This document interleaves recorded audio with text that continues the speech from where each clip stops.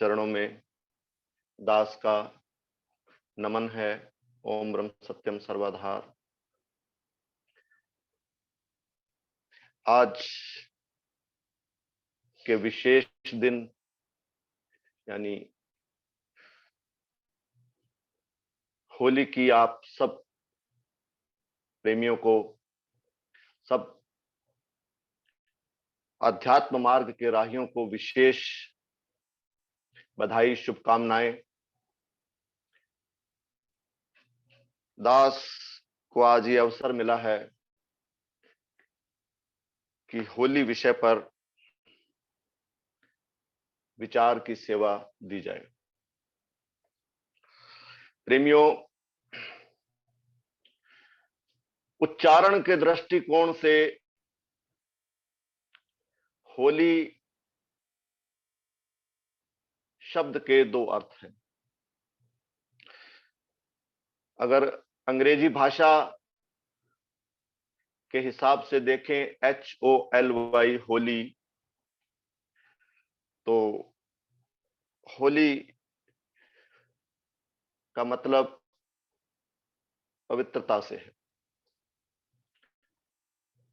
दूसरा अर्थ, जैसा कि सब जानते हैं, आज होली है। होली त्योहार के रूप में इस शब्द की उत्पत्ति होलिका दहन से है। होली की पूर्व संध्या पर पूज्य प्रेमी शिवनाथ अग्रवाल जी द्वारा ग्रंथ श्री समता प्रकाश से वाणी का एक भाग दास को प्रेषित हुआ। उस वाणी से पूर्व प्रेमी जी ने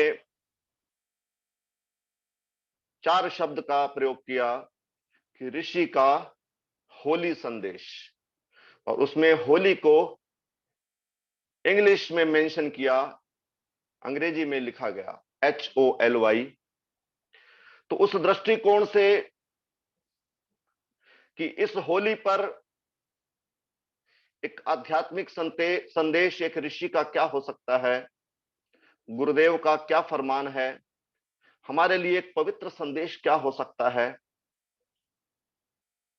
सूक्ष्म रूप में संदेश है लेकिन विचारणीय है। आइए श्रवण करते हैं। त्रखा न जाए ना मन सुख भासे,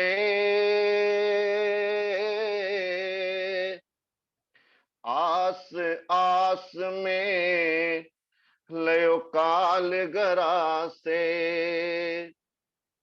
सकल पदार्थ मन अगन उपजाए,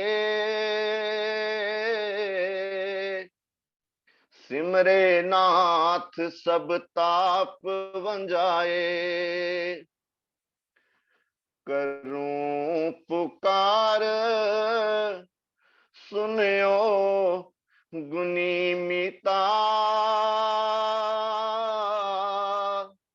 बिन हरि भगत सर्ब दुख रीता। कितना पवित्र संदेश गुरुदेव हम सब के लिए दे रहे हैं। वो जानते हैं कि हम लोग किस प्रकार का जीवन जीते हैं, कि त्रखा ना जाए ना मन सुख भासे। मैं देखा देखी जीवन जीने का अभ्यासी हूं। निरंतर मन में उठने वाली इच्छाएं, उन इच्छाओं से सुख प्राप्त करने की वासना मेरी निरंतर बनी रहती है। लेकिन इन सारे प्रयासों के फलस्वरूप भी, अनेकानेक कर्म करने के बावजूद, सुख प्राप्ति के हजारों प्रयासों के बावजूद, परिणाम रूप में मैं क्या देखता हूं कि त्रखा ना जाए ना मन सुख भासे। प्रेमियों, आप और हम आज जिस अवस्था में भी हैं, अगर मूल्यांकन करें, अगर आकलन करें, अब तक जैसा जीवन जीते आए हैं, क्या हम स्थायी सुख को प्राप्त कर सके हैं? जिन प्रयासों के फलस्वरूप मेरी स्थायी शांति की तलाश है, क्या वो प्रयास सक्षम है कि मुझे स्थायी सुख शांति दे सकें? गुरुदेव का निर्णय तो यही है। त्रखा कहते हैं प्यास को, त्रखा ना जाए ना मन सुख भासे। प्यास बुझती नहीं। सांसारिक भोगों को भोग भोग कर वो प्यास बढ़ती चली जा रही है, ना सुख की अनुभूति हो रही है। और ऐसा करते करते जीवन बीता जा रहा है। कल की बात लगती है कि हम बालक थे, आज इस अवस्था को प्राप्त कर चुके हैं। क्या इसी प्रकार मैं सांसारिक सुखों के पीछे दौड़ते दौड़ते जीवन व्यर्थ कर दूंगा? गुरुदेव कह रहे हैं, आस आस में लयो काल गरासे। इसी प्रकार का जीवन जीते जीते पता भी नहीं चलता कि कब काल सर पर आकर खड़ा हो जाएगा और यह देह नाश को प्राप्त हो जाएगी। आगे गुरुदेव कहते हैं, सकल पदार्थ मन अगन उपजाए। अब यह बात समझने की है।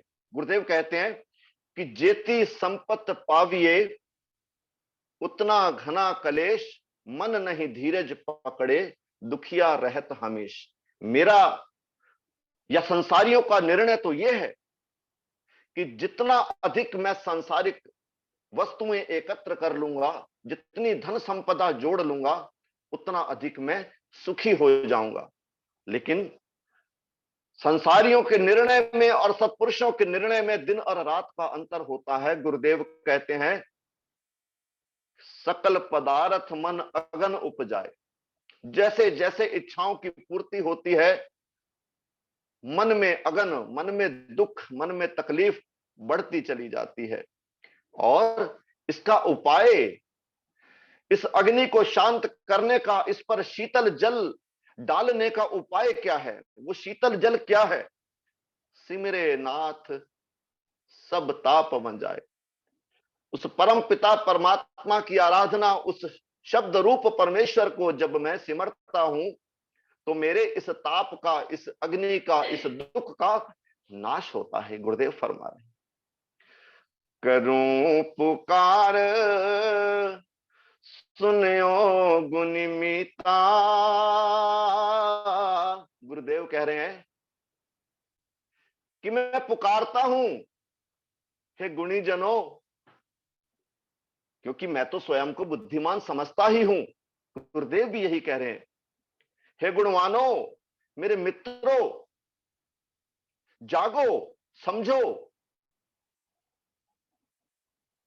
कि बिन हरि भगत सरब दुख।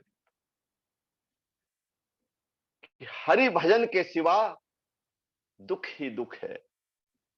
स्थायी सुख, स्थायी शांति केवल और केवल उस प्रभु नाम में है। यह पवित्र संदेश, ये होली संदेश गुरुदेव द्वारा हमें दिया गया। इस पर चिंतन और मनन करने की परम आवश्यकता है। आज त्योहार के रूप में होली मनाई जा रही है। इसके दूसरे स्वरूप पर भी विचार करते हैं।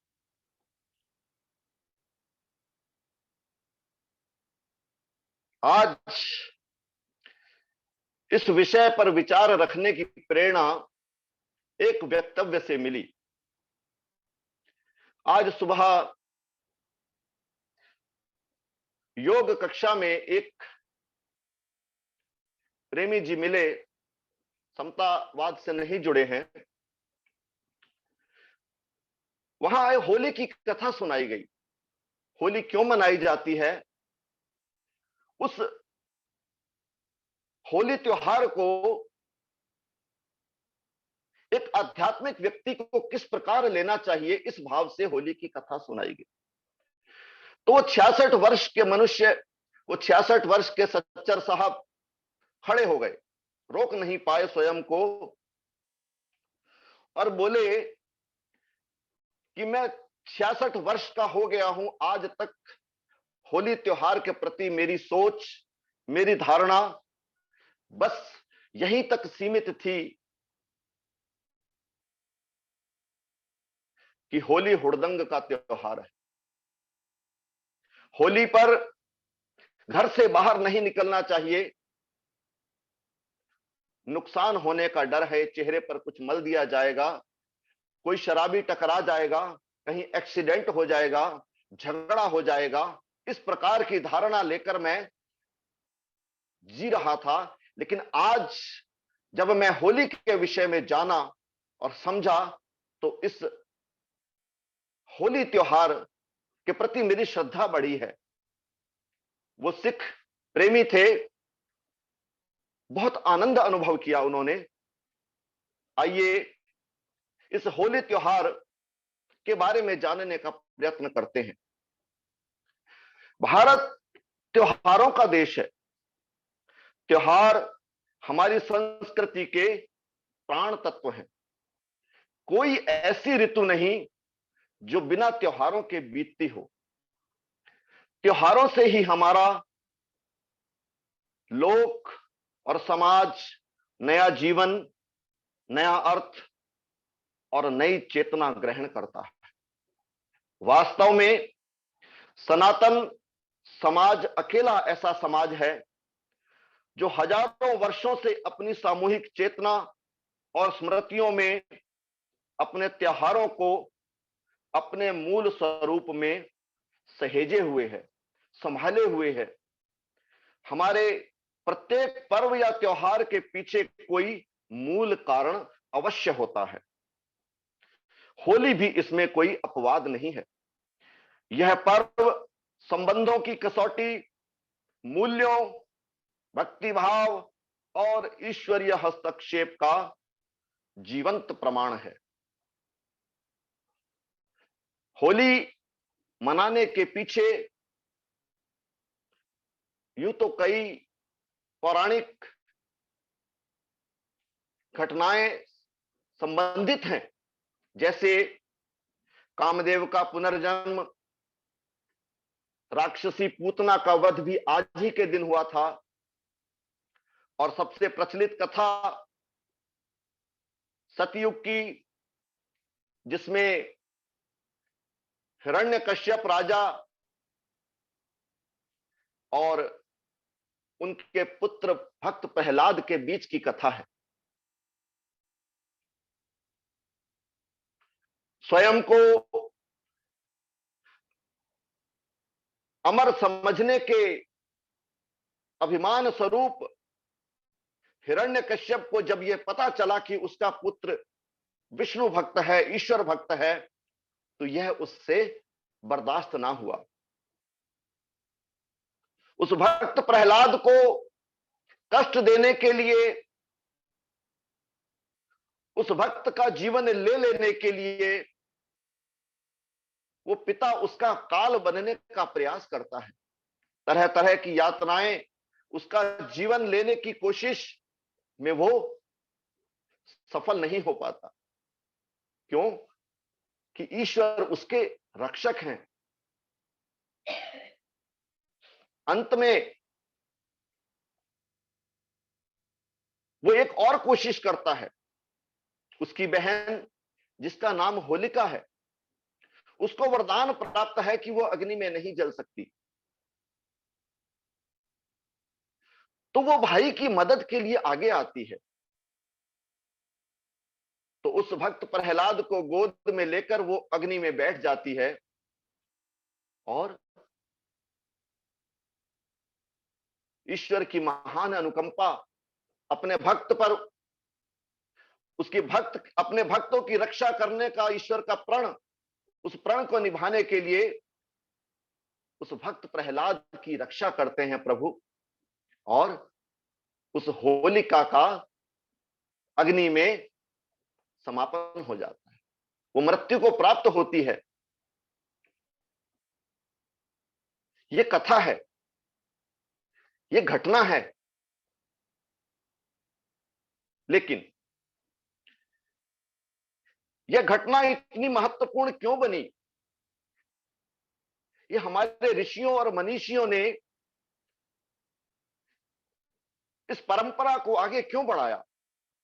जिस प्रकार दशहरा बुराई पर अच्छाई की विजय का प्रतीक है, उसी प्रकार होली त्योहार भी इसी भावना को स्वयं में समेटे हुए। हम एक दूसरे को शुभकामनाएं देते हैं कि होली की अग्नि में विकारों का नाश हो,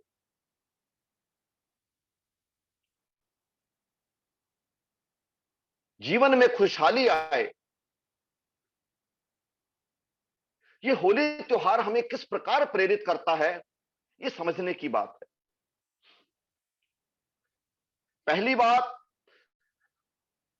भक्त प्रहलाद के दृष्टिकोण से है कि ईश्वर परायणता जीवन में क्यों आवश्यक है। ईश्वर परायण अर्थ होने का ईश्वर परायण होने का अर्थ क्या है? कि ईश्वर पर आश्रित हो जाना। तेरा कोई संगी ना साथी, नित साजन जाए अकेला, गुरुदेव फरमा रहे हैं। वही स्थिति भक्त प्रहलाद की थी। उन्होंने स्वयं को ईश्वर पर आश्रित किया था, और जो ईश्वर पर आश्रित होता है, उस भक्त का भार प्रभु स्वयं अपने हाथों में ले लेते हैं। यह त्योहार उदाहरण है भक्तों के लिए, ईश्वर मार्ग पर बढ़ने वाले साधकों के लिए, कि किस प्रकार ईश्वर परायणता अगर जीवन में हो तो वो प्रभु किस प्रकार से अपने भक्तों की रक्षा करते हैं। गुरुदेव के जीवन में भी इसी प्रकार एक घटना घटित हुई। सब प्रेमी जन परिचित हैं उस घटना को लेकर। इसी कथा पर संशय करने पर जब गुरुदेव एमईएस में जॉब कर रहे थे, नौकरी कर रहे थे, साथियों द्वारा उपहास करने पर, हिरण्यकश्यप और प्रहलाद की कथा पर उंगली उठाने पर, गलत शब्दों का प्रयोग करने पर गुरुदेव ने सिद्ध किया किस प्रकार से उन्होंने तंदूर में पैर डाला, और यह प्रमाणित किया कि जब ईश्वर परायणता जीवन में होती है तो वो ईश्वर अपने भक्त के रक्षक स्वयं बनते हैं। उस तंदूर में पैर डालने पर एक भी बाल का ना जलना, यह सिद्ध करता है कि वो प्रभु अपने भक्तों की किस प्रकार से रक्षा करते हैं। दूसरी घटना, पहाड़ों की यात्रा के दौरान गुरुदेव का पांव फिसल जाना, नीचे खाई में चले जाना, और बाद में गुरुदेव द्वारा यह बताया जाना कि ऐसा लगा मानो किसी ने हाथों में उठा लिया हो। यह तो कल की बात है, यह प्रमाणिक घटना है, लिखित में है।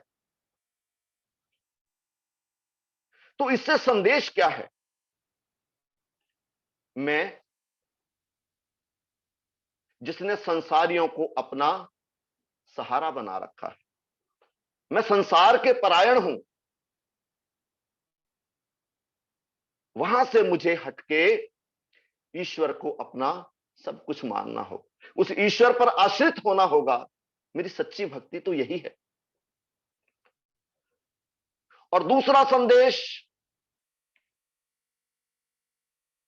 क्या मिलता है इस त्योहार से? कि होलिका रूपी विकारों से मुझे मुक्ति प्राप्त करनी है। होलिका विकारों की प्रतीक है। जिस प्रकार होलिका अग्नि में भस्म हुई, उसी प्रकार मुझे अपने मन के विकारों का भी नाश करना है, उनको जलाना है। काम, क्रोध, लोभ, मोह और अहंकार मेरे दुखों के कारण हैं। इन पर मुझे विजय प्राप्त करनी है, इनको मुझे भस्म करना है। और इनको भस्म करने के लिए मेरे पास अग्नि क्या है? गुरुदेव फरमाते हैं कि प्रेमी, सब जीवों से प्यार करने पर तेरे अंदर क्रोध का नाश होगा। जब तू जीवन में सेवा को अपनाएगा तो तेरा लोभ नाश होगा, तेरा अहंकार नाश होगा। और जब उस प्रभु का गुरु द्वारा बताई गई विधि से तू सिमरन करेगा तो तेरा काम नाश होगा, तेरा मोह दूर होगा। सरल उपाय गुरुदेव बता रहे हैं। ये सब जानकर उन उपायों को अपनाना ही तो बाकी है। यहां मैं एक बात और कह दूं कि हम लोग चमत्कार को नमस्कार करते हैं। गुरुदेव द्वारा तंदूर में पैर डालने पर भी कुछ नुकसान ना होने की घटना को गुरुदेव अहंकार के रूप में नहीं लेते हैं। उसका वो पश्चाताप करते हैं बाद में कि यह घटना नहीं होनी चाहिए थी, वो बहुत मजबूरी में की गई घटना थी। जो सच्चा भक्त होता है वो सिद्धियां नहीं चाहता।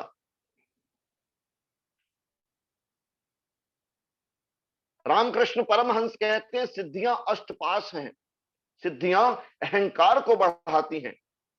जो सच्चा भक्त होता है वो प्रभु प्रेम चाहता है। पूर्णताई में बाधक हैं ये सिद्धियां। अब विचार करने की बात यह है कि मेरे मन के अंदर दो भावनाएं हैं। एक प्रहलाद की भावना है और विकार भी मेरे मन के अंदर है। मेरे अंदर यह लड़ाई चल रही है। इस लड़ाई में मैं कैसे विजय प्राप्त करूं, यह मेरी करनी पर निर्भर करता है।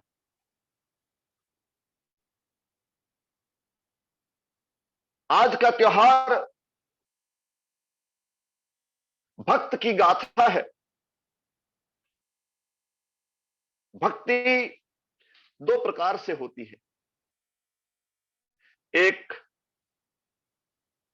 वैधि भक्ति होती है और एक रागा भक्ति होती है।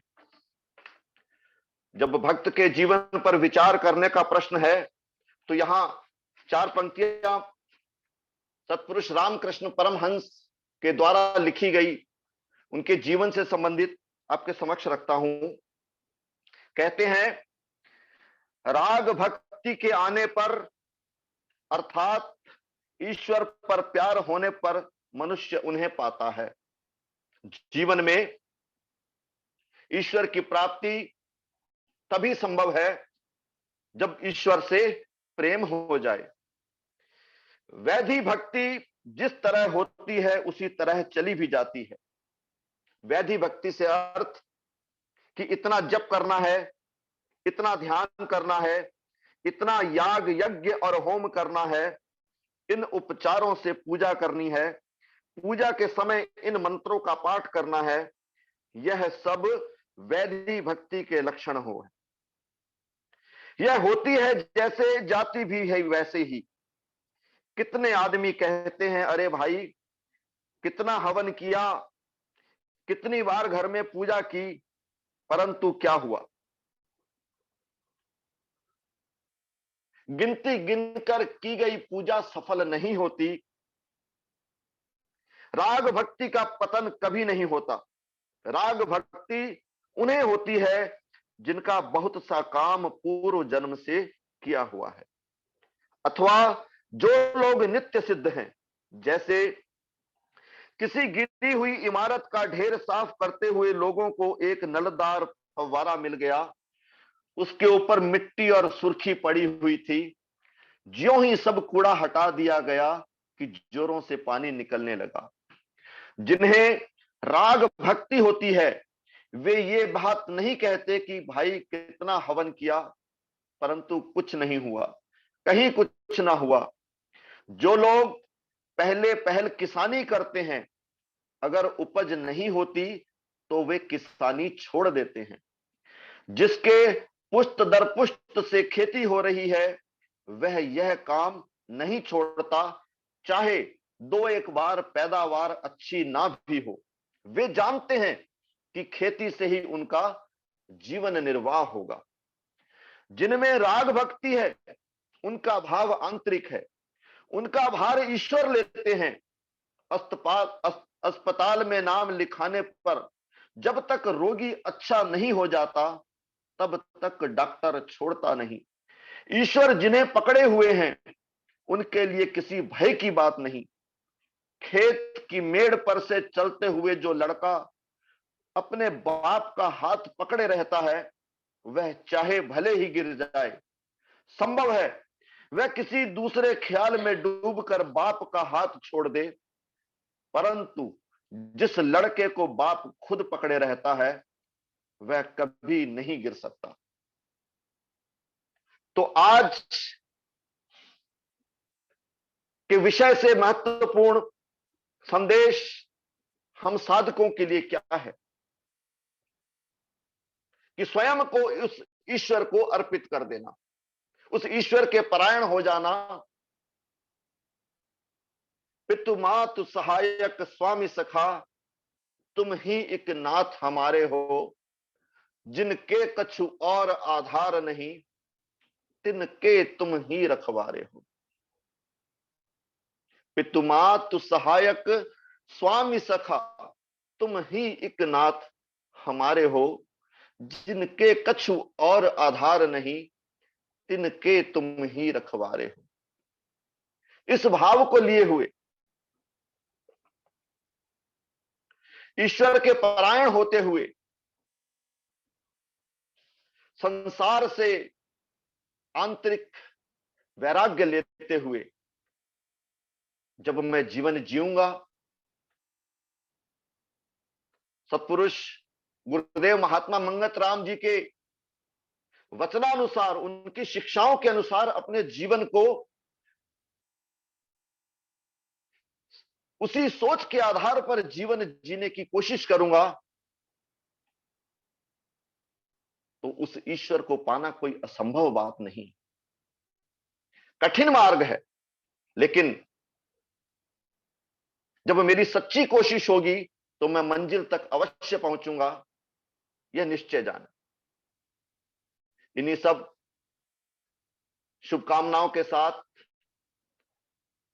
अपनी वाणी को विराम देता हूं।